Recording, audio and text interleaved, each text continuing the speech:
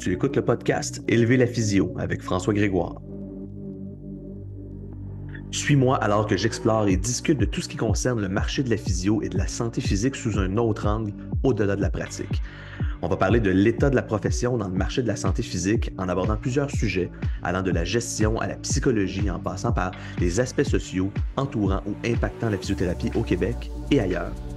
Discutons et analysons notre marché, apprenons et trouvons des solutions pour qu'ensemble, on puisse élever la physio.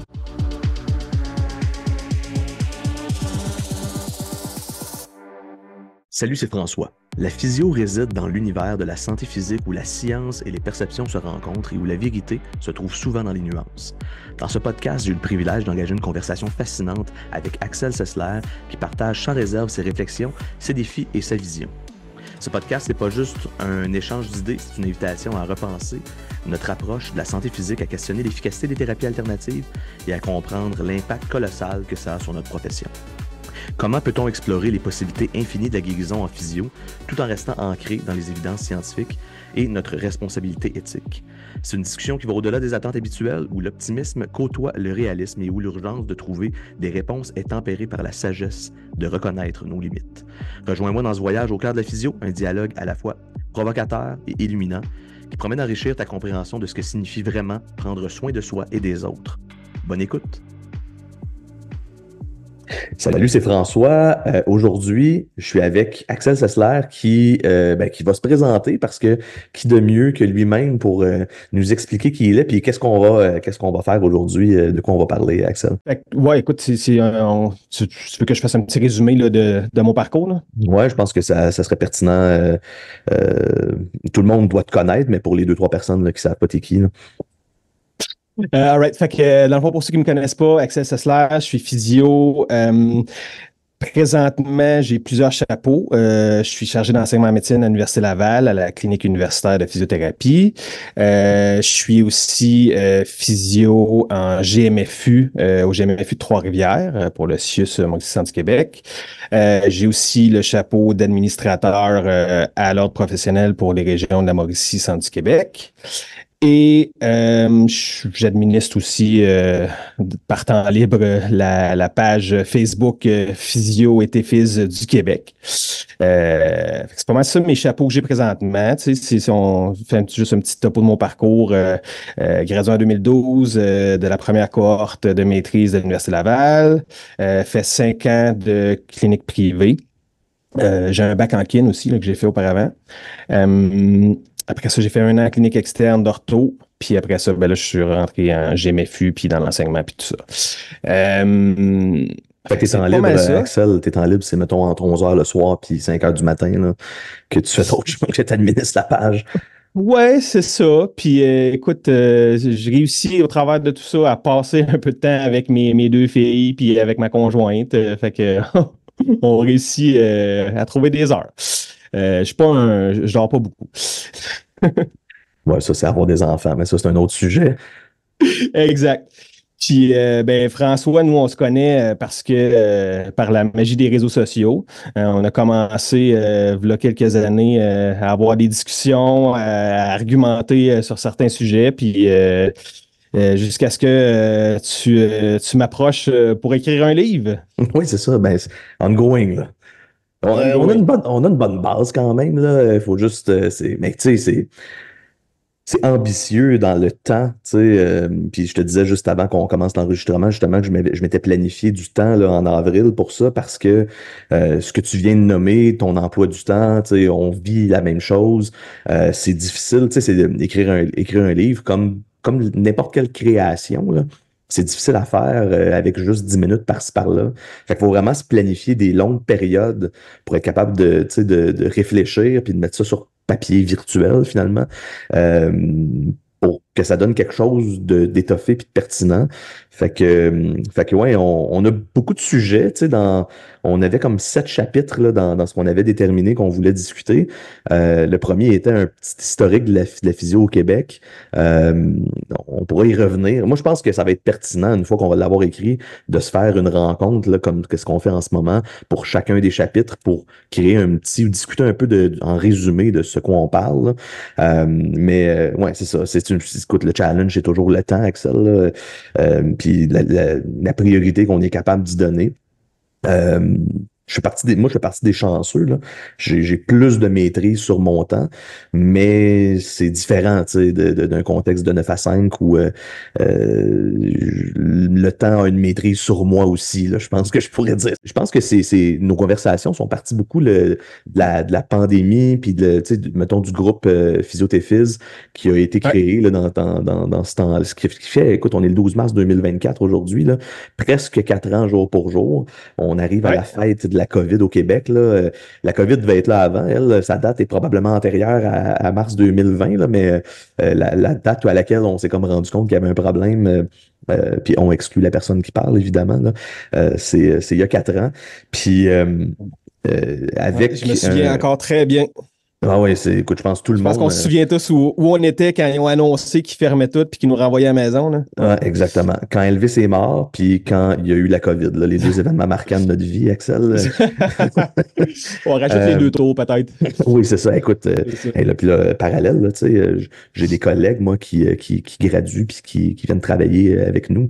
Puis il y en a qui n'ont pas vécu ça, sont nés après, ou ils étaient très, très jeunes, donc ils n'ont aucun souvenir de ça. Nous, on a un avant puis un après. Là. Moi, j'étais au cégep, puis tu devais être peut-être un petit peu plus jeune que moi, tu devais être au secondaire, j'imagine, Axel, à ce moment-là. Oh, ouais, j'étais sur là. Fait que ça a été marquant pour tout le monde. Puis en tout cas, ben là, c'est un autre sujet aussi. Mais tu sais, c'est un ère, c'est l'ère des médias instantanés. Puis les réseaux sociaux étaient pas commencés à ce moment-là, mais les cellulaires Non. commençaient à être assez mainstream, là. Donc l'ère de la communication qu'on connaît aujourd'hui a comme kickstarté de façon bien importante à la fin des années 90, début des années 2000. Là. Puis le 11 septembre 2001, on a fait partie.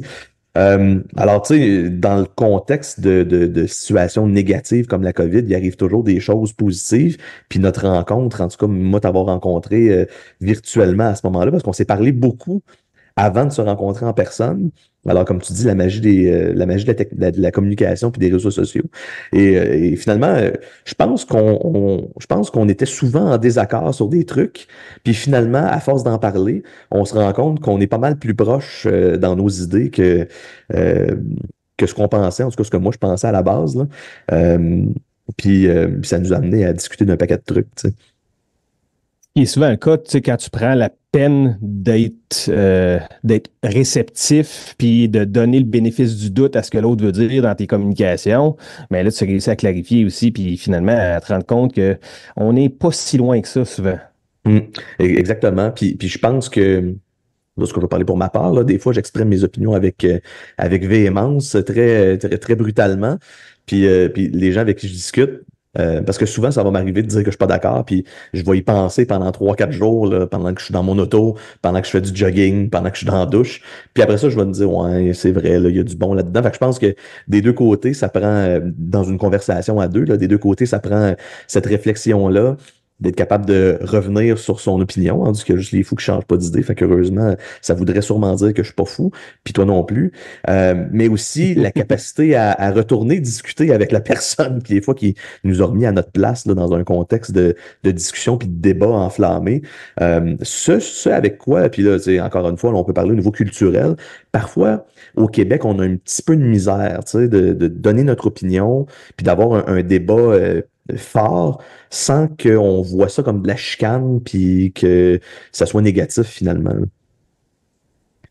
Ouais, puis écoute, je pense pas que c'est propre au Québec non plus. Puis c'est sûr que les réseaux sociaux sont Mm. un amplificateur de ça parce que bon, les algorithmes vont nourrir des chambres d'écho où là, tu t'es exposé juste à du monde qui pense exactement comme toi. Puis là, ben, les autres, c'est des méchants. Puis là, c'est toute la psychologie du tribalisme qui rentre là-dedans. C'est nous, c'est comme c'était le fameux discours de George Bush, là. Vous êtes soit avec nous ou vous êtes avec les terroristes, là. Il n'y a aucun Mm. entre deux. Ouais. C'est ça. Ouais, effectivement. Ben, en fait, là, oui, disons que la politique spin énormément sur le bien et le mal, avec nous ou contre nous. Ça fait des bonnes histoires, hein. Je pense que ça frappe l'imaginaire, Mm. puis ben ça marche là. C'est Disney. Ouais, ça marche, c'est ça. Écoute, l'humanité, c'est bâti sur des histoires puis sur des contes de fées, là. Donc, ça serait bien difficile de sortir ça complètement de l'humain. Ça fait qu'il faut juste, en tout cas, en ce moment, de notre vivant, là, faut en tenir compte. Puis en parlant d'histoires inventées. Donc, justement, je pense que ça fait un bon parallèle, tu sais, avec de quoi on voulait parler aujourd'hui. Quel On bon a, segue. ben oui, exactement, tu sais. On a écouté, puis, tu sais, moi, puis là, on va y venir, mais en écoutant cette balado-là, ce balado, hein, c'est masculin, ce balado-là, moi, j'ai tendance à dire podcast, là, je vais rester, j'essaie d'être francophone, là, mais des fois, des fois, je trouve le masculin ou le féminin qui fait pas trop de sens, là. Tu sais, j'ai dit, moi, un vidéo, toute ma vie, tu sais. Puis là, Ouais. quelqu'un m'a dit l'année passée, mais non, François, c'est une vidéo, et là, ou ça, là. Moi, je suis à Québec, fait qu'on dit la bus. Hein. Ah, la bus, puis faire de la snow aussi, j'imagine, là. Ça. Moi, j'ai toujours dit faire du snow, mais tu sais, on tous même dire faire de la planche à neige rendu là. On écoutait, puis on en a discuté un petit peu, mais pas en profondeur. Puis je pensais que notre discussion là-dessus pourrait être pertinente à partager publiquement. Le podcast de Olivier Bernard, Le Pharmacien, il est à sa troisième saison, puis moi, j'avais Mhm. pas, tu sais, je l'ai suivi là, dans ses livres, puis évidemment ses émissions un peu à gauche et à droite, mais je savais pas qu'il faisait une émission. Là, c'est pas des discussions, là, c'est vraiment monté. Ça pourrait être diffusé à la télé, là, dans le fond, là, mais c'est en audio seulement, et c'est Ouais. sur Ben, il y a toutes une les émission plateformes. télé aussi, mais c'est différent. Là. Ok, sur les mêmes sujets ou Non, non, c'est différent. L'émission télé du pharmacien s'appelle Les Aventures du pharmacien. Puis c'est vraiment oui, des c'est ça. épisodes. Chaque fois, il fait un épisode sur un sujet. Tu sais, Mhm, puis c'est souvent c'est un peu de myth-busting, là, mais tu sais, avec de la recherche derrière. Puis tu sais, il en a fait un exemple sur l'ostéopathie. Il en a fait un sur les blessures sportives. Tu sais, mhm. sur différents sujets. Fait que ça, c'est à télé, mais là, dans son balado, vraiment, là, il prend une saison avec plusieurs épisodes où vraiment il fait une enquête. Là. C'est carrément un travail d'enquête. Il va chercher vraiment le fond d'une histoire. Écoute, je sais pas combien d'heures il peut avoir mis là-dedans, mais c'est super bien fait. Je recommande à tout le monde. Là. Ouais, alors, tu sais, dans le fond, moi, je savais pas qu'il y avait cette émission-là en balado, là, et c'est sa troisième saison qui est sortie là, en début d'année, là, cette année, je me trompe pas, ou en fin d'année l'année passée. En tout cas, ça fait fin 2023, début 2024, la troisième saison de Dérive. Et la troisième saison, ça s'appelle La Mafia médicale, qui est par le fait même le nom du livre d'une médecin, une ex-médecin en fait, là, qui s'appelle Guylaine Langto. Et dans le fond, le balado passe du temps à analyser à partir de cette médecin-là qui a été finalement radiée à cause d'idées qui dépassaient les limites de la science et qui rentraient profondément là, dans la pseudo-science. Euh, donc, on part avec Olivier Bernard, on part de cette idée-là, de pourquoi, de cette médecin-là, et essayer de comprendre pourquoi est-ce que quelqu'un qui a été formé scientifiquement euh, peut dériver, dans le fond, vers de la pseudoscience et même quasiment des mouvements sectaires, là, tu sais, carrément là, avec des idéologies euh, qui vont finir par regrouper d'autres personnes, parfois même du même milieu et certainement du grand public. Et là, c'est peut-être là que ça devient le plus dangereux. Et je te disais tout à l'heure, hors d'onde, hein, avant que la lumière rouge s'allume là, en air, je trouvais que le mot dérive était très, très bon. J'ai pas encore écouté les deux précédentes saisons, mais quand on parle de dérive, on parle de quelque chose qui peut commencer tranquillement et qui peut se rendre assez loin, justement en dérivant, là, comme une bouteille à la mer, par exemple. Et c'est ça qui est le plus dangereux hein, quand on parle de pseudosciences, Axel. Ouais, c'est ça. Puis, tu sais, dans le fond, justement, tu parles de danger. Dans le fond, lui, son histoire pour la saison 3, il part justement de l'histoire d'une je pense qu'on va dire le mot victime un peu de ça vraiment, qui Mhm, était le chanteur Bernard Lachance, mhm, qui vraiment a adhéré à ces idées-là beaucoup. Fait que, tu sais, vraiment des théories de complot de le sida n'existe pas, c'est une invention. Puis là, tu sais, je ne mhm, veux pas tout raconter le podcast, mais en gros, lui, il s'était accroché beaucoup à ce discours-là de cette médecin-là. Donc, tu sais, fait que le fait que c'était une médecin, ça donnait de la crédibilité à ces propos-là aussi. Puis là, tu sais, le résultat, c'est que cette personne-là n'a pas suivi son traitement médical pour le sida. Puis on le sait que le sida, aujourd'hui, c'est une maladie que tu gères. Là. Ouais, c'est Mais assez lui, chronique, là. Ça se gère de façon chronique, ouais, comme le diabète. c'est ça. Mais lui, il est décédé à cause de ça. Ouais. Fait que c'est de là que c'est parti. Puis c'est ça, il cherche vraiment qu'est-ce qui fait que quelqu'un qui a une éducation scientifique, une formation euh, basée sur les données probantes peut dériver de telle manière. Sans aller nécessairement, puis en fait, peut-être que tu pourras me dire qu'est-ce que. Bon, je vais te laisser répondre comme tu penses bien répondre, Axel, mais selon toi, puis peut-être basé un peu sur le podcast, mais pas uniquement, mais ton opinion à toi sur pourquoi, rapidement, là, je veux dire, on pourrait en parler, puis on pourrait écrire une thèse universitaire là-dessus, là. Pourquoi quelqu'un qui a surtout quelqu'un qui vient d'un milieu scientifique, peut dériver comme ça.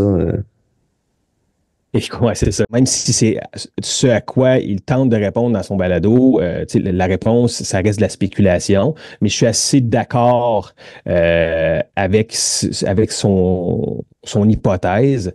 C'est probablement que ça prend une espèce de trauma ou, en tout cas, c'est quelque chose d'émotif, c'est quelque chose d'émotionnel. Parce que quand on tombe dans ces choses-là, c'est pas quelque chose de rationnel. C'est vraiment quelque chose d'émotif. Puis de toute façon, on le sait que l'être humain, on est un être à la base très émotif. Puis on aime dire qu'on est rationnel, mais puis si tu lis un petit peu justement de sociologie, puis de psychologie sociale, puis même d'économie, on sort de la physio, là, on se demande si justement la raison n'arrive pas en deuxième. Là. Fait qu'on se trouve, on rationalise plus qu'on est rationnel. C'est un Donc, petit c'est peu, souvent. c'est exactement ce que j'allais dire. On va souvent rationaliser une décision émotive ou une façon de penser émotive parce qu'on peut toujours Exact. trouver des bonnes raisons pour quelque chose. Tu sais. Exact. Fait que c'est là. Fait que je pense que c'est ce qui peut expliquer que pourquoi une personne qui est pourtant très intelligente, ça n'a rien à voir avec l'intelligence, puis très éduquée, puis qui connaît la science, peut tomber dans des choses comme ça. Je me souviens plus si c'était en ondes ou pas que tu en parlais, mais on peut faire le parallèle avec même les mouvements sectaires et tout ça. Là. C'est pas une question d'intelligence. Puis même s'il y a de quoi, plus tu es intelligent, Hmm. plus tu vas être bon pour rationaliser les raisons pourquoi tu fais ça. Ouais, tu sais, il y a un mix de personnalité puis probablement de QI, là, carrément, pour être capable d'entraîner des gens dans tes théories, qu'elles soient vraies ou pas, là. En bout de ligne, ça prend quand même une capacité importante comme être humain à rallier des gens. Ça prend du leadership, là, d'une certaine façon, tu sais. Donc, personnalité plus intelligence est pas mal nécessaire, tu sais, finalement, pour virer dans cette direction-là.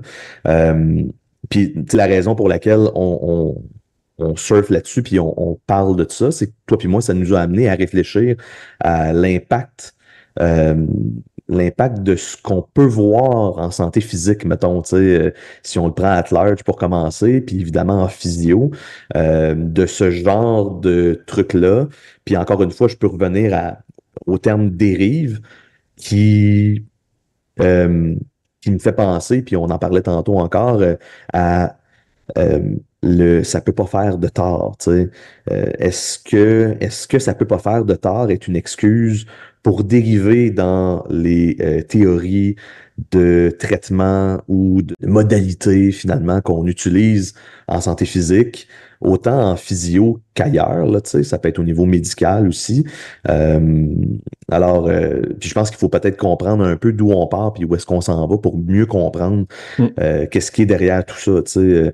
Alors, qu'est-ce que qu'est-ce que tu vois en physio à la base qui pourrait être un risque de dériver, Axel, toi? Tu sais, je pense que il faut qu'on se souvienne, puis tu sais, c'est difficile pour nous, puis encore plus pour les plus jeunes physio ou TFIS qui nous écoutent, euh, de se rappeler que la pratique basée sur les données probantes, c'est relativement nouveau, c'est Mm. relativement jeune. Tu sais, c'est quasiment arrivé en même temps qu'Internet, un petit peu avant, mais à peine, parce que tu sais, la diffusion d'informations, de toute façon, avant Internet, c'était assez difficile. Il fallait que tu ailles à la bibliothèque. Là. Ouais. Euh, Puis entre, Donc, entre chercheurs aussi, là, entre milieu universitaire, oui, entre oui, chercheurs.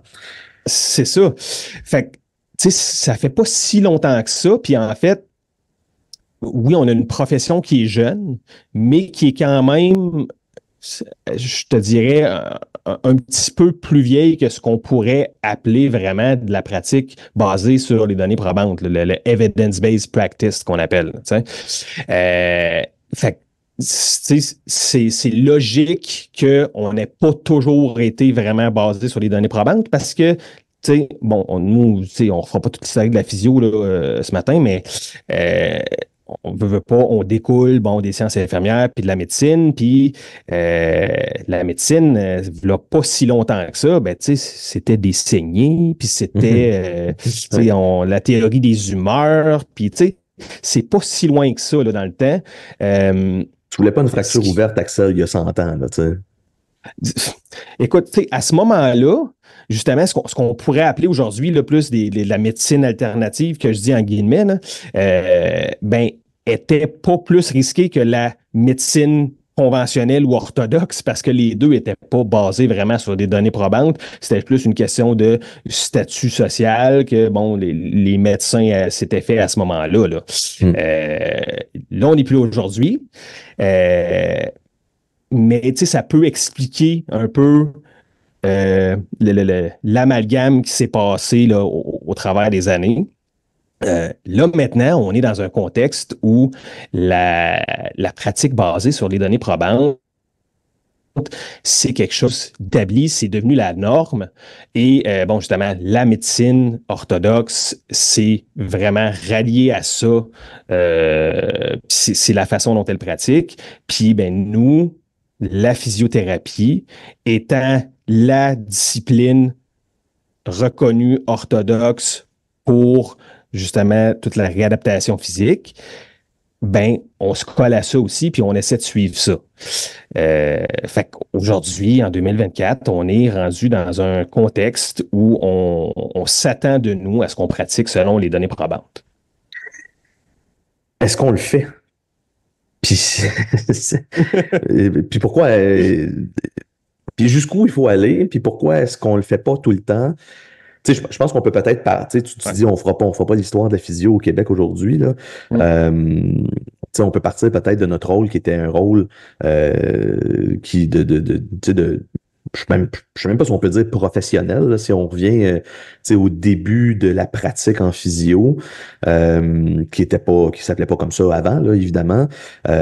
Puis même une fois qu'on a commencé à appeler ça là, dans le monde du Commonwealth là, anglo-saxon là, de la physiothérapie, puis dans le monde francophone un peu plus là, de la kiné, là, on appliquait beaucoup ce qu'on se faisait dire de faire. Tu sais. On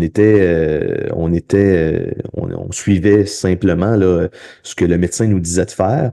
Donc, on était beaucoup dans les modalités, hein. On était beaucoup dans les traitements, puis l'application de modalités.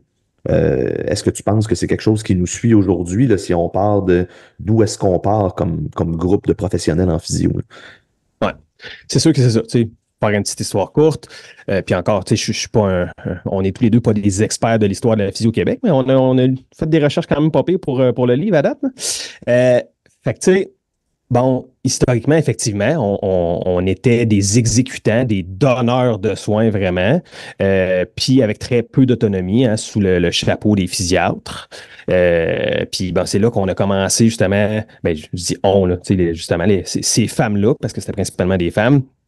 Puis, tu sais, je pense qu'on ne peut pas passer sous le radar le fait que l'histoire de la physio est reliée à l'histoire du féminisme. Puis justement, ces femmes-là étaient à la quête de plus d'autonomie. Donc, justement, se sont professionnalisées. Il y a eu une formation universitaire. Puis, là, aujourd'hui, on est rendu avec une maîtrise même. On est parti de masseuse, là, carrément, là. Puis dans le terme, Ouais, pas dans le c'est ça. terme péjoratif, là, tu sais, dans le terme c'était le terme qu'on donnait, là, initialement. Là. Ben, en fait, c'était un peu ça le but de ces femmes-là, c'était de professionnaliser le massage et de le dissocier du massage érotique, là. Tu sais, Mhm. c'était carrément ça, c'était d'avoir un massage médical qui n'est pas vu comme quelque chose d'érotique. Ouais, thérapeutique. Et le massage, à ce moment-là, était aussi seulement une partie, là, généralement, tu sais, quand on regarde le début de ce qui ressemble le plus à la physio, qui est à la fin des années 1800, tu sais, on parle du toucher qui fait du bien, donc le massage, là, carrément, Ouais, mais de la relation thérapeutique, puis des exercices, tu sais, qui finalement exact, est les vraiment le exercices fondement, thérapeutiques. ouais, vraiment le fondement de notre profession. Et là, tu sais, avec le temps, là, tu ne voulais pas te couper là, sur où est-ce que tu t'en allais en termes d'exécutant, tu sais, mais on dirait qu'on a juste essayé de trouver, puis là, encore une fois, on exclut nous-mêmes, là, toi puis moi, tu sais, mais essayer de trouver d'autres modalités à coupler au massage ou à la thérapie manuelle moderne, là, finalement, puis aux exercices pour essayer de trouver s'il n'y a pas d'autres choses qui peuvent aider pour les pathologies du système locomoteur, puis la douleur, évidemment, là, qui joue un Ouais. grand rôle là-dedans, tu sais. Au lieu de... Ouais, mais puis en fait, on est beaucoup plus que ça, puis toi puis moi, on en parle souvent, tu sais. Je pense que tout ça, ça nous amène à nous questionner de ben, d'où est-ce qu'on part, qui peut expliquer où est-ce qu'on est, Ouais. puis nous amener à nous questionner sur qu'est-ce qu'on est exactement, tu sais, en physio. C'est là que toute cette question d'autonomie-là est importante parce que justement, avec ce désir d'autonomie-là, mais avec, bon, puis là, je ne veux pas l'utiliser de façon péjorative, mais c'était un peu ça quand même, bon, le corporatisme médical qui faisait comme justement, ben, tu sais, non, on n'a pas nécessairement envie que vous ayez plus d'autonomie dans notre champ à nous. Ben, il y a des physios qui ont dit, ben OK, comment est-ce que je peux avoir plus d'autonomie? Mais tu sais, je vais aller voir ailleurs, je vais aller voir ce qui n'est pas sous le chapeau médical présentement. Puis ça, ben, c'est quoi? C'était quoi beaucoup? C'était ce qu'on pourrait appeler les pratiques alternatives. Donc là, c'est là qu'on a commencé, je pense, à flirter un petit peu plus avec des choses qui étaient moins orthodoxes, qui n'étaient pas utilisées ou reconnues par le corps médical, mais qui pouvait donner une espèce d'autonomie, une espèce d'unicité au physio, parce que là, il faisait des choses qui étaient différentes. Différent de la médecine. Puis je pense qu'on peut faire un parallèle, puis on en a déjà parlé, toi puis moi, avec les psychologues qui tentaient de faire la même chose, à peu près dans les mêmes années que la physio, que les physios à ce moment-là. Là. Et les psychologues ont, je sais pas si c'est parce que c'est une question de chance, tu sais, mais ils ont mis le doigt sur quelque chose qui s'est avéré faire peut-être des fois plus de sens là, que les modalités non orthodoxes et alternatives. Je sais pas ton opinion là-dessus. Ben, écoute, tu sais, j'ai jamais jasé vraiment longtemps avec un psy de leur profession puis de leur état, tout ça, mais de ce que j'en sais, les dérives en psy, ça existe aussi. Ça a existé et ça existe encore, là. Donc, des thérapies qui sont pas basées sur des évidences scientifiques ou qui ont très peu de plausibilité biologique aussi, en psychothérapie, ça existe. Fait que je pense qu'il n'y a aucune discipline qui est à l'abri de ça, là.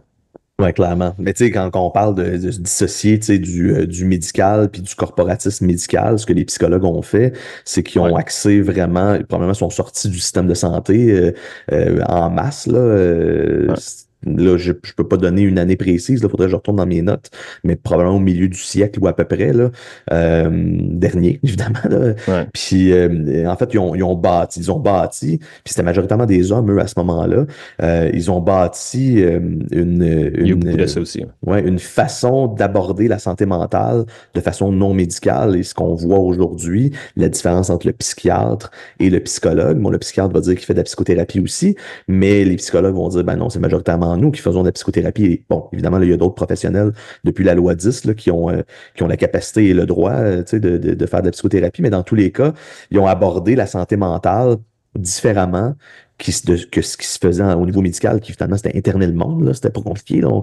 On leur mettait une camisole de force, puis on les mettait d'une salle avec des coussins blancs, là, tu sais, quand les gens avaient des troubles de santé mentale plus graves ou plus importants, ou qui les rendaient Ouais. Puis dysfonctionnels là, en on parle pas société. On parle pas des lobotomies puis de tous les autres traitements expérimentaux qu'il y a eu, là. Exactement. Donc, tu sais, les psychologues ont voulu faire la même chose, puis aujourd'hui, ça donne une profession, tu sais, en soi authentique où leur dérive de la médecine, d'une certaine façon, a donné quelque chose qui est une profession en soi, puis qui est beaucoup étudiée en sciences humaines, hein, tu sais, la psychologie humaine. Alors qu'en physio, l'électrothérapie, les outils de massage, écoute, ce qu'on voit plus récemment, le taping, le cupping, les aiguilles, tu sais, on a tenté de se démarquer avec des modalités puis des traitements. Puis, un, est-ce qu'on fait bien? Deux, est-ce que c'est evidence-based? Est-ce que ça nous différencie? On est qui, nous autres, là, finalement, qui voulons pratiquer la médecine physiologique, evidence-based, à finalement essayer de trouver toujours des thérapies alternatives pour aider nos patients? Effectivement, tu sais, on est dans une situation particulière. Puis bon, c'est ceux qui ont écouté la conférence que j'ai fait aussi avec Marie-Ève à Physio 360 sur l'identité de la physio. On est justement un peu encore en quête d'une définition claire, je pense, là. Mm. Ceci dit, tu sais, ce qui est particulier en physio, je pense, c'est surtout, puis j'aimerais savoir ton avis là-dessus, François, c'est comment est-ce qu'on se définit, parce que ce qu'on a de particulier, contrairement à d'autres professions, c'est qu'on est vraiment moitié-moitié dans le système public, dans le système privé. Puis, des fois, c'est pas tout à fait clair. Est-ce qu'on est vraiment une profession de santé? Est-ce qu'on est vraiment des professionnels de santé? Ou est-ce qu'on est puis là, je vais le mettre encore en guillemets, un service de bien-être, tu sais, du wellness? Parce que je pense que, tu sais, principalement au privé, on navigue dans ces eaux-là aussi. On va chercher une part de marché de cette industrie du bien-être-là. Et je pense que c'est peut-être de ce côté-là où la dérive est peut-être un petit peu plus tentante, disons. Bon, tu veux mon opinion là-dessus? Tu sais, je peux te Ah, je te prends relancer. à brûle pour point, là. Ouais, tu sais, mais en même temps, tu sais, je peux te relancer ta question par une autre question. Tu sais, il y a encore des physios en neuro qui pratiquent avec tu sais, avec la théorie de Bobat, là. Tu sais, puis ça, c'est majoritairement en centre de réadap. Ouais. Pourtant, moi, j'étais à l'université au début des années 2000, puis on me disait que ça faisait pas de sens, ces théories-là, tu sais. Fait que, C'est un bon point. tu sais, bon, est-ce que c'est juste drivé par le privé? Je le sais pas. Est-ce qu'il y a beaucoup de dérives chez les dentistes qui sont au-dessus de 90% dans le privé? Oui. Est-ce qu'il y en a plus parce qu'ils sont au privé? Ah non, Pense mais pas. là, je me suis peut-être mal exprimé. Je voulais pas dire que les dérives étaient poussées par le fait d'être au privé, là. Effectivement, ouais, je comprends, je pense que je me suis mal exprimé, là. En fait, ce que je veux dire, c'est que je pense que c'est plus important, je pense, d'être evidence-based si on se définit comme une profession de la santé. Je pense que c'est surtout ça. Puis, tu sais, je t'explique pourquoi. Parce que, tu sais, en fait, je pense pas que le fait d'avoir des pensées alternatives et non basées sur la science, c'est nécessairement un problème en soi. Tu sais, je veux dire, on a le droit d'avoir des croyances, on a le droit d'avoir une spiritualité, on a le droit, tu sais, je veux dire, les croyances des gens, on n'est pas ici pour juger ça, puis, tu sais, tu as le droit d'avoir tes croyances religieuses, ça, c'est correct, là, tu sais. Mais la question, c'est que est-ce qu'on est une profession de la santé ou pas? Puis si on est une profession de la santé, ben, ce qui est attendu de nous, maintenant que la pratique basée sur les données probantes existe et est le standard, c'est qu'on pratique selon les données probantes. Puis, ça, c'est comme pas tant écrit ou, ben oui, Ben, c'est non, dans notre oui, code de c'est quand, déontologie, là, ouais, non, ouais. c'est ça, j'allais dire, c'est quand même écrit dans le code de déonto, vu de même, Ouais. mais, tu sais, dans le fond, C'est ça, peut-être pas assez fait dit, que en fait, là. Tu sais, c'est c'est ça. ça Puis le dans le problème. fond, ça répond un peu à notre question. C'est que dans le fond, on est une profession de la santé. C'est écrit Mhm. dans le code de déonto. Puis c'est dans le contrat social. C'est le contrat moral de la société. On a décidé depuis plusieurs décennies que ce qu'on voulait de nos professionnels de la santé, c'est qu'ils pratiquent selon les données probantes selon la science. Puis, ben, en échange, nous, on est prêt à payer beaucoup, beaucoup d'impôts pour avoir un système de santé qui va payer ces professionnels de la santé-là, où on est prêt à payer nos assurances ou nos cotisations de CNSST ou sur notre permis de conduire avec la SAC pour, en échange, avoir des services qui sont basés sur des données probantes. Donc, même si ton patient, il te dit pas, je veux des services basés sur des données probantes, c'est implicite. Donc, c'est une question d'honnêteté, là, c'est une obligation professionnelle, comme tu as dit, c'est une obligation déontologique même. Ben, en fait, tu rejoins un petit peu ce que tu disais tout à l'heure par rapport au risque de dérive dans un contexte professionnel, c'est la crédibilité qu'on donne aux professions puis aux professionnels ou qu'on pourrait perdre, en fait, aussi. Ça, c'est un enjeu quand même, puis qu'on discute pas beaucoup, mais je pense qu'au Québec, l'Office des professions prend cet enjeu-là très au sérieux. Là. Il y a des modifications réglementaires là, qui vont être poussées là, dans les prochains mois et prochaines années pour essayer de ramener un peu les ordres professionnels sur le droit chemin. Tous les ordres n'ont pas besoin d'être ramenés au même pourcentage.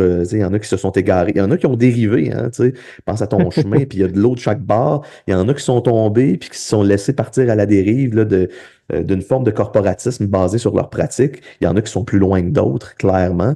Mais à partir du moment où on porte un titre professionnel, et là, on peut même aller plus loin et dire que c'est une question de crédibilité, mais c'est une question de responsabilité. Si, comme profession, on veut davantage de responsabilité, bien évidemment, il faut qu'on prouve qu'on est capable de les prendre adéquatement. Tu sais. C'est fortement relié à cette responsabilité plus grande-là. Et puis on peut le dire, fortement relié à la rémunération aussi, carrément. On parlait de, tu sais, pourquoi c'est important aussi, puis tout ça. Tu sais, bon, non seulement c'est une obligation déontologique, mais tu sais, c'est une affaire de consentement libre et éclairé, puis ça, c'est la base de toute relation thérapeutique. Puis, tu sais, il ne faut pas oublier que le consentement libre et éclairé, ça inclut pas deux parties, mais trois. C'est juste que des fois, il y en a une qui est la même personne. C'est-à-dire que ça inclut le professionnel qui dispense le service, ça inclut le patient, puis ça inclut la personne qui paye. Parce que l'agent payeur, ben, faut qu'il soit d'accord avec le deal. Fait que des fois, c'est la même personne, quand tu vas dans une clinique privée et que la personne paye de sa poche. Mais des fois, c'est une personne tierce aussi. Et cette personne-là, il faut qu'elle soit d'accord avec ce qui se passe aussi, pourquoi elle paye. Fait que ça fait partie du consentement libre et éclairé. Je vais prendre l'exemple en médecine avec la RAMQ. Bien, la RAMQ, il y a certains médicaments d'exception ou certaines médications off-label ou des traitements expérimentaux qui n'ont pas fait leur preuve encore. On peut penser à certaines injections dans notre domaine. Des injections de PRP, des choses comme ça, ou de Synvis. Puis ça, là, c'est des produits, là, il y a quelqu'un qui a de l'argent à gagner derrière ça. C'est pas parce qu'il n'y a pas de recherche sur ces produits-là, là, contrairement à la glace, là, t'sais. Mais il y a des gens au gouvernement qui travaillent là-dessus à déterminer, OK, ça, est-ce qu'il y a suffisamment de preuves pour dire, nous, comme agents payeurs, on rembourse ça, t'sais? Puis bon, là, tu vas me dire, il n'y a pas juste l'effet scientifique qui va déterminer s'il paye ou pas. Il y a d'autres facteurs aussi, mais c'en est un. Ouais, c'est ça. Puis, fait que, tu sais, en physio, c'est la même chose. Tu sais, je pense que autant le patient que l'agent payeur sont en droit de s'attendre à ce que tu offres comme soin, c'est basé sur des données probantes. Puis, la barre n'est pas super haute parce que justement, c'est une question de transparence puis d'honnêteté, en ce sens que si tout le monde est d'accord avec le deal, ben, un traitement expérimental, ça peut se faire. T'sais?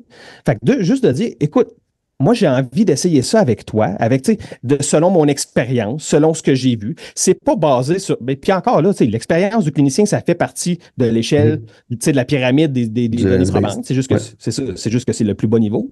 Mais ça reste quand même, ça fait partie. Mais si tu es honnête avec le fait que, écoute, j'ai pas beaucoup d'évidence là-dessus, c'est juste de l'anecdote, mais j'aurais envie d'essayer ça avec toi, es-tu à l'aise avec ça, que le patient est d'accord avec ça, puis que l'agent payeur est d'accord pour essayer ça, moi, je vois aucun problème. Le problème, c'est que c'est souvent pas dit. C'est souvent vendu comme si c'était du cash que tu peux prendre. Là, tu sais. Est-ce que tu penses qu'une des difficultés que la physio a, Axel, puis là, dans le fond, je te pose une question, mais tu vas comprendre, ben, puis tu connais déjà mon opinion là-dessus, là, mais Ouais. est-ce que tu penses qu'une des difficultés, puis là, je vais te donner un exemple après ça, que la physio a de déterminer les interventions puis les modalités qui sont les plus efficaces pour XY problématique. Là, on peut parler de fonction là, en physio, mais bon, les gens qui nous écoutent, qui baignent dans le domaine de la physio vont comprendre, mais monsieur, madame, tout le monde, de la fonction, ça ne veut pas dire grand-chose. Tu sais, en physio, on travaille souvent avec la douleur. Si les dentistes, eux, travaillent avec l'image d'une douleur qui est une carie qui apparaît sur une radiographie, en physio, l'atteinte de la fonction qui est parfois, pas toujours, mais quand même souvent influencée ou dont la douleur fait partie. Est-ce que, parce que tu sais, il y a beaucoup de choses qui ne régleront pas ce qui est sous-jacent à la douleur, mais qui font du bien à la douleur et qui donnent l'apparence de traiter le problème. Puis je dis pas que c'est pas. Puis d'ailleurs, moi, tu me connais, là, pour moi, je pense que c'est important qu'en physio, on adresse la douleur. Premièrement, parce que c'est 20 à 30% selon ce qu'on regarde comme données là, de la population qui vit en douleur chronique. Donc, il y a des gens chez qui régler l'origine du problème, c'est impossible ou difficile parce qu'on ne sait pas vraiment c'est quoi. C'est multifactoriel ou c'est complexe. Alors, adresser la douleur, ça reste important. Mais la plupart des techniques et des modalités et des traitements qui sont derrière ce que toi puis moi, on juge le plus important en physio qu'on n'a pas abordé encore, qui est l'évaluation, le diagnostic, puis bon, ce qui peut être après le pronostic, c'est des traitements, des modalités qui traitent la douleur. Fait qu'est-ce que la douleur en physio, c'est un problème, ça rend ça plus complexe à adresser avec nos patients versus le pharmacien bon, puis on pourrait tomber aussi dans le fait il y a bien de la médication qui ont des effets placebo importants, mais c'est peut-être plus objectivable de travailler avec des maladies, des pathologies puis des médicaments, ou avec une carie, un nerf atteint puis un traitement de canal, que travailler avec de la douleur puis tous les facteurs qui y sont associés. C'est sûr, sûr, sûr. Tu sais, la douleur, c'est une plainte subjective. Hein, tu sais.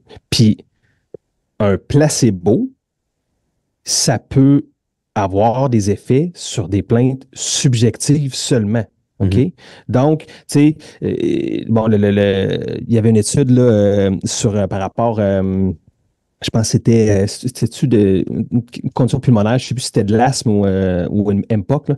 Mais bref, tu sais, ils donnaient un placebo et les gens se disaient moins essoufflés, se Mhm. disaient, tu sais, il y avait une amélioration subjective des Mhm. symptômes, mais finalement, la fonction respiratoire, lorsque mesurée avec une spirométrie, était pas mieux.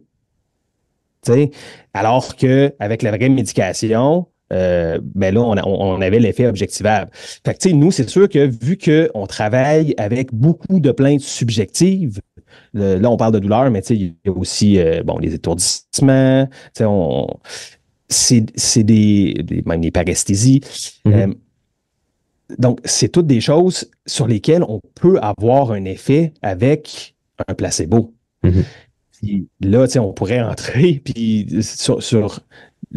sur la place du placebo en pratique basée sur des données probantes. Mais je vais revenir à ce que j'ai dit, c'est une question de consentement libre et éclairé. Mhm. T'sais. Mhm.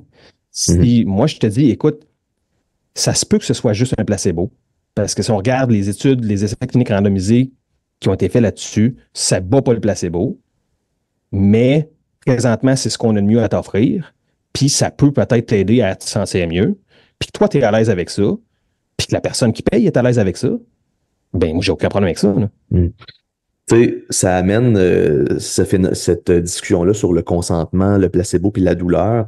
Je pense que ça amène directement à quelque chose qui est probablement pour moi le plus important en physio. Puis bon, je pense que d'autres professionnels, puis on n'a pas de leçons à donner là, parce qu'on n'est vraiment pas les meilleurs là-dedans. D'ailleurs, parce qu'on est très peu formé à ça.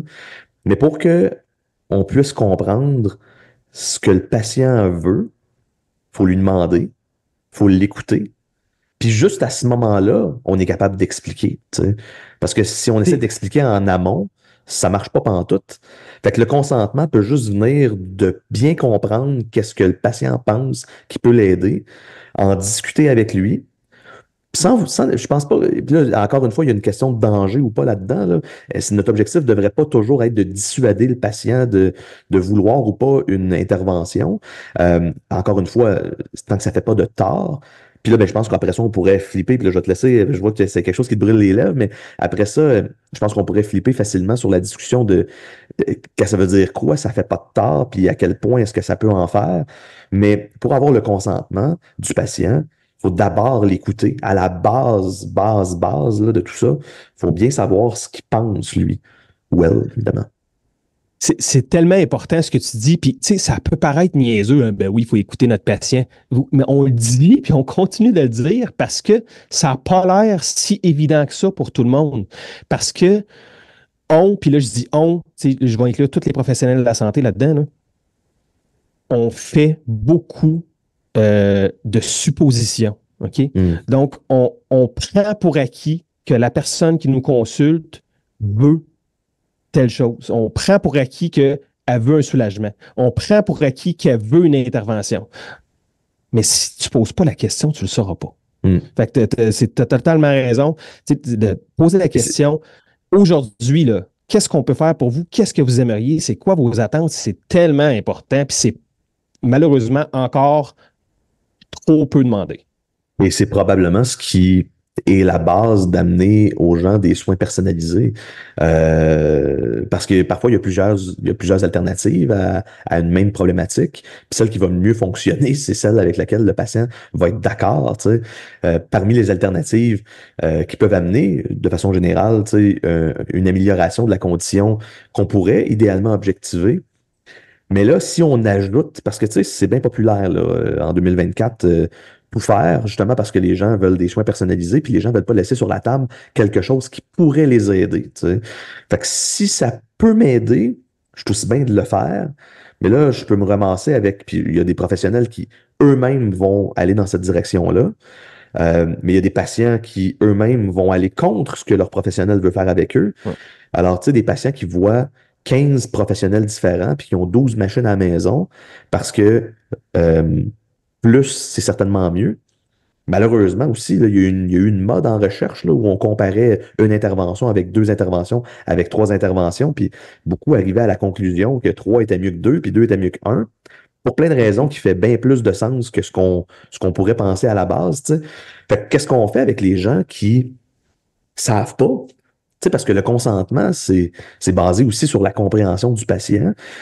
Puis là, ben, c'est qui sait plus, le professionnel ou le patient? Comment est-ce que le patient peut naviguer là, dans cette réalité-là? Puis comment nous, c'est quoi notre rôle, nous, comme professionnels là-dedans? Ouais, c'est ça. Puis c'est là qu'on a une responsabilité, puis de là aussi le code de déonto. C'est cette asymétrie de savoir-là. Tu sais. Nous, c'est attendu qu'on ait ces connaissances-là, puis qu'on sache c'est quoi qui est basé sur les données probantes, c'est quoi qui a des choses qui l'appuient, qui sont scientifiques ou pas. Le patient, lui, il vient chercher ça de nous. Là, tu sais. Donc, c'est d'autant plus important que nous, on fasse ce travail-là parce que c'est ça, ça fait partie de la base de nos responsabilités. Tu sais, là, tu disais, bon, c'est quoi justement le danger, c'est quoi c'est quoi le tort que ça peut faire? Mais tu sais, c'est sûr que, bon, dans le balado d'Olivier Bernard, tu as vraiment l'exemple extrême de Bernard Lachance qui, bon, est décédé du sida à cause qu'il n'a pas pris ses traitements parce qu'il est vraiment parti loin dans des théories du complot. Mais ce qu'on peut voir plus souvent, c'est plutôt des choses peut-être un peu moins graves parce que bon, les gens vont prendre ça en plus de leur traitement, comme tu dis. Tu sais, fait que là, mettons, exemple, si on sort de la physio un peu. Hey, Axel, je ne veux pas te couper, là, mais je vais te ramener sur un sujet de discussion qu'on a eu récemment. Puis on nommera pas personne, là, mais comme quoi les médecines complémentaires sont comment c'était dit? Sont complémentaires à. Ben c'est ça, c'est qu'en fait, c'était une entrevue à radio, là. Ben, Ouais. c'est ça, j'avais fait une petite sortie sur X, anciennement Twitter, Ouais. là, pour Faut aller dénoncer lire, ça, là. là. Faut aller suivre Axel pour aller lire un petit peu. C'est public, là. Mais c'est C'est ça, ça. en fait, c'est une entrevue à la radio, c'est une sortie à la radio où publiquement on disait que les médecines alternatives étaient complémentaires à la médecine Exact. réelle. Et là, la ligne est floue, là. Et c'est là qu'en tout cas, je pense qu'il y a du danger pour la Oui, c'est ça. population Moi, de j'ai façon un générale. gros problème avec ça parce que de dire que c'est complémentaire, ça peut être dangereux. Tu sais, mais là, justement, si on rentre juste dans la pharmaco, mais tu sais, as des interactions médicamenteuses qui se peuvent, là. Tu sais. Mm. Puis là, on ne rentrera même pas dans le fait que les produits naturels, puis tout ça, ben, c'est bien moins régulé aussi, puis que souvent, ben, ce qui est écrit sur l'étiquetage, c'est même pas ça qu'il y a dedans. Fait que, tu sais, il y a ça aussi. Mais même à ça, il y a des interactions possibles. Fait que, tu sais, c'est super important. Aussitôt que tu prends quelque chose en plus de tes traitements, tu sais, que ce soit justement, tu dis, je vais prendre de la vitamine C intraveineuse en plus de ma chimio, là. Mais assure-toi de checker avec ton pharmacien et ton médecin avant, là. Tu sais, Ouais. fait que Il y c'est a une ça. partie, il y a une partie là-dedans, là, clairement, où tantôt t'en parlais, là, tout ce qui est subjectif comme simple. En fait, il y a des symptômes, là, majoritairement, ce qui amène les gens à consulter même le médecin, c'est des symptômes qui sont généralement subjectifs. Puis après Ouais. ça, le professionnel va tenter d'objectiver qu'est-ce que la personne vit pour mettre le doigt sur le problème qui est derrière, dans le fond, le vécu du patient.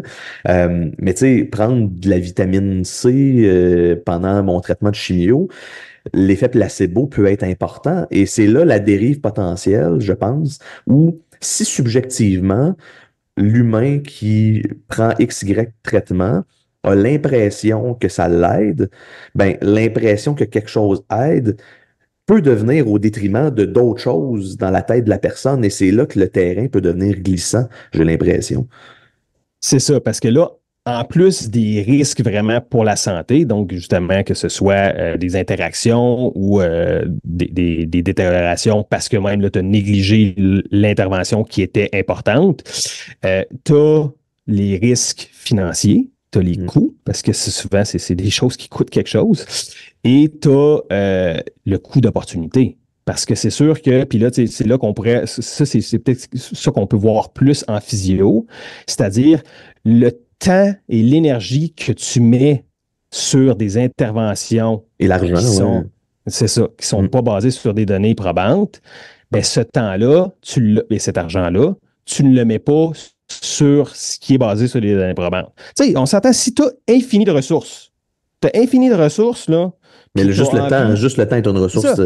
Exact, tu sais, c'est donc. ça. Tu as infini de temps, tu as infini de ressources. Tu dis, ben là, écoute, en plus, là, je vais prendre un exemple bien simple. Là, j'ai une tendinopathie. On sait que, bon, l'intervention evidence-based, c'est de l'exercice en résistance.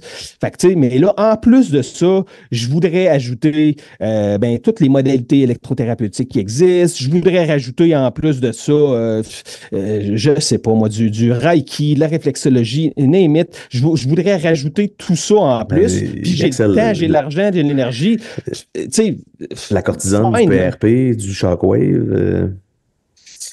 Tu sais, mais le problème, c'est ça, c'est comme tu dis, c'est que les ressources sont pas infinies. Oh, puis la première ressource étant le temps. Fait que si tu remplis ton temps, tu remplis ton bagage de ressources avec ces interventions-là, au détriment des choses de base comme qu'on sait que sont basées sur les données probantes, comme l'exercice, bien dormir, manger comme il faut, gérer ton stress. Tu sais, si ça, tu fais pas ça parce que tu mets ton temps sur des choses qui sont pseudo-scientifiques, on va dire, ben là, le risque de tort, il est présent, là. Mais là, Axel, c'est parce que, puis je pense qu'on peut tranquillement conclure là-dessus, tu sais. Là, tu me parles de bien manger, puis bien dormir, puis gérer mon stress, mais c'est difficile, ça. Moi, j'aimerais bien mieux, pour ma tendinopathie, des extenseurs du poignet et des doigts, du commun tendon. J'aimerais bien mieux avoir de la cortisone parce que mon médecin me le dit, là, je vais me faire infiltrer, puis ça va être réglé après ça, puis c'est instantané. Parce que là, moi, je suis obligé de travailler 70 heures par semaine à l'ordinateur à cause que mon travail, puis mon loyer a augmenté, puis j'ai 3 enfants à la maison, puis Euh, Moi, j'ai le goût que ça soit facile. J'ai pas le goût de faire un effort. Tu sais. Là, écoute, on pourrait repartir un deuxième épisode sur l'humanité en 2024. Puis, C'est dur. merci François de m'ouvrir cette porte-là parce que là, ça va me permettre aussi de faire une petite correction sur. Là, ça n'a pas été diffusé encore, là, mais je suis passé au podcast d'Alexis Goujon, puis on a parlé Dans de votre santé. différentes choses. Ouais, c'est ça. Puis, vers la fin, j'ai dit une chose sur laquelle je veux revenir parce que j'ai dit. Là, t'as un J'ai regret? dit. Oui, j'ai un regret. J'ai dit à Alexis que les gens croyaient pas au miracle. Puis, je pense que ce que je voulais dire, c'était que faut respecter l'intelligence des gens. Puis, je pense que si on leur explique les choses, ils sont capables de comprendre. Mais en fait, non, les gens croient et surtout ont envie de croire au miracle. Ils ont envie de croire qu'on a des solutions faciles, qu'on a des quick fixes, surtout, comme tu dis, dans notre société où on a des pressions que tout est rapide, tout est instantané. Je veux dire, si ça te prend plus que 2 secondes loader ta page sur ton ordinateur, tu commences à perdre patience. Donc, effectivement, c'est le même dans tout. Puis ça crée des attentes. Puis là, quand on est honnête, puis qu'on dit aux gens que ben, ça va prendre du temps, effectivement, puis que ça va prendre de l'énergie, puis de l'effort, c'est dur à entendre. Puis il y a des gens qui n'ont pas envie d'entendre ça. Totalement, puis ça rend ça beaucoup plus difficile. Mais de là, puis tu dis, il faut l'expliquer aux gens. Puis je pense qu'il faut, au-delà de l'expliquer, puis une partie de notre job très importante, c'est qu'il faut motiver nos patients. Donc, faut non seulement leur expliquer, mais on a un rôle de les motiver dans atteindre le meilleur d'eux-mêmes, dans leur capacité à eux, au moment donné de leur vie, puis de leur capacité physiologique. Hein. On a tout un background puis un bagage. Euh, Puis là, ben, notre rôle en prévention aurait un impact encore plus grand si on était capable de voir le monsieur ou la madame de 65 ans avec une arthrose importante au genou, si on les voyait à 30 ans, plutôt en prévention primaire, là, finalement, avec le mode de vie qui mène ces gens-là à ce moment-là, qui va les amener à, bon, évidemment, il y a toute une partie génétique, là, mais qui va la motivation puis le coaching, tu m'entends souvent le dire, c'est de parler de ce qu'on parle ensemble en ce moment. Hein, ça peut pas faire de tort. Ça vient aussi de, ben oui, ça peut faire du tort. Puis voici les risques associés avec le fait de faire le choix A ou B. Puis moi, mon rôle, c'est de te motiver dans la direction que tu veux aller, dans la mesure où ça fait du sens dans mon travail. Mais voici ce qui peut se produire si on ne fait pas ça. Et voici ce qui peut se produire si on fait ça à la place de ça. Hein, la réalité le coût d'opportunité peut être très grand parce que d'un côté, avoir une intervention qui fait du sens peut nous amener par là, mais si on part de la même place, une intervention qui fait du tort nous amène encore plus loin finalement de notre objectif final. Donc, c'est important en physio qu'on comprenne bien les pronostics et les risques associés à ne pas intervenir de façon adéquate ou simplement aussi, ou en fait simplement ou complexement, intervenir de façon quick fix et l'impact négatif que ça peut avoir. Par exemple, tu utilisais le terme, l'exemple de la cortisone tout à l'heure. On les connaît, les effets adverses potentiels, tu sais. Puis quand on les répète, ils sont encore plus graves et importants et dangereux. Et dangereux non seulement pour la chronicité de la problématique, mais aussi dangereux pour carrément les d'autres systèmes au niveau du corps humain, tu sais. Donc, expliquer, motiver, puis donner, je pense, les pronostics, puis mettre dans la balance, là, expliquer aux gens les risques d'agir ou de ne pas agir, c'est quand même important en physio. Là. Ça fait partie du consentement libre et éclairé, finalement. 100%. Puis, tu sais, c'est pas parce qu'on ne croit pas à la magie, puis justement, on a un bagage scientifique, puis qu'on se base sur des choses qui sont réelles, puis qu'on est réaliste justement dans nos pronostics, qu'on tient en compte justement tous les facteurs qui peuvent influencer négativement un pronostic. C'est pas à cause de ça qu'on est obligé d'être pessimiste puis de péter la balloune des gens. Là, au contraire, comme tu dis, c'est un devoir pour nous d'être optimistes, de croire en les capacités de notre patient à aller mieux. Puis, je veux dire, regarde autour de toi, la nature, le réel est suffisamment extraordinaire, à mon avis, pour ne pas avoir besoin de magie. Là. Je veux dire, les capacités du corps humain, justement, c'est ça, regarde, nous, on étudiait ça. Tu sais, la physiologie, c'est tellement extraordinaire, la capacité d'adaptation du corps humain. Puis là, ben, rajoute à ça la capacité d'adaptation psychologique aussi. C'est tellement extraordinaire. Puis ce qu'on peut faire pour guider ces gens-là dans le développement du plein potentiel de leur corps, on n'a pas besoin de croire à la magie pour être motivé à développer ce potentiel-là. Là. Ben, et là, la magie, Axel, dans le fond, c'est les efforts plus le temps plus la résilience. C'est ça qui fait de la magie.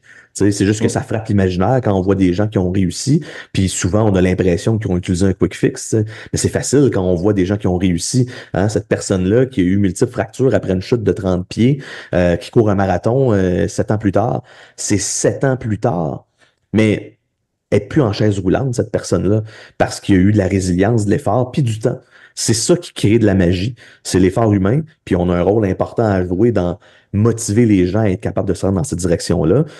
On peut pas le faire à leur place, puis je pense qu'une fois qu'on comprend bien ça, et c'est probablement quelque chose que tu as vécu dans ta pratique toi aussi, et ce qui est difficile au début, c'est d'être capable de s'enlever cette charge-là sur nos épaules, la pression que les patients s'améliorent, elle n'est pas sur nous dans le terme de on va les réparer, elle est sur nous simplement dans le terme de bien expliquer, bien éduquer, bien motiver, puis pousser les gens dans la bonne direction avec les connaissances qu'on a, puis la capacité des gens pour être capable de justement s'enlever cette charge qui peut être très difficile, puis j'imagine que les psychologues, les médecins vivent, puis plein d'autres professionnels vivent ce genre de situation-là, puis majoritairement en début de carrière, de c'est de ma faute si mon patient va pas mieux.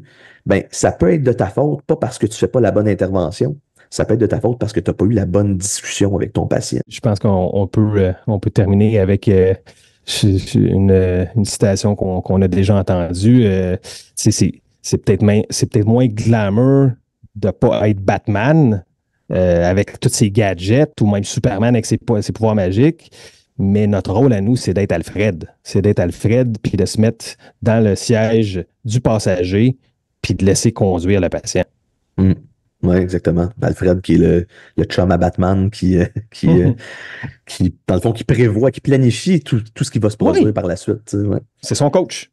Oui, exactement. Hey, Axel, je vais te laisser partir. Tu as d'autres obligations. Puis moi aussi. Écoute, on se reparle bientôt. Puis merci pour cette discussion-là fort pertinente sur l'impact de tout ce qui sort un peu là, du vrai médical, finalement, en physio. Merci beaucoup pour ton temps. Merci à toi, François. Toujours un plaisir. Bye bye. Merci d'avoir écouté Élever la physio avec moi-même, François Grégoire. Pour me rejoindre, j'aime toujours ça savoir comment est-ce que tu trouves mon contenu. Est-ce que tu as des idées de sujets? De quoi est-ce que tu voudrais qu'on discute? Frankie Physio sur Instagram, sur Facebook ou à mon courriel françois@mouvementphysio.com. Merci beaucoup de m'avoir écouté. À la prochaine.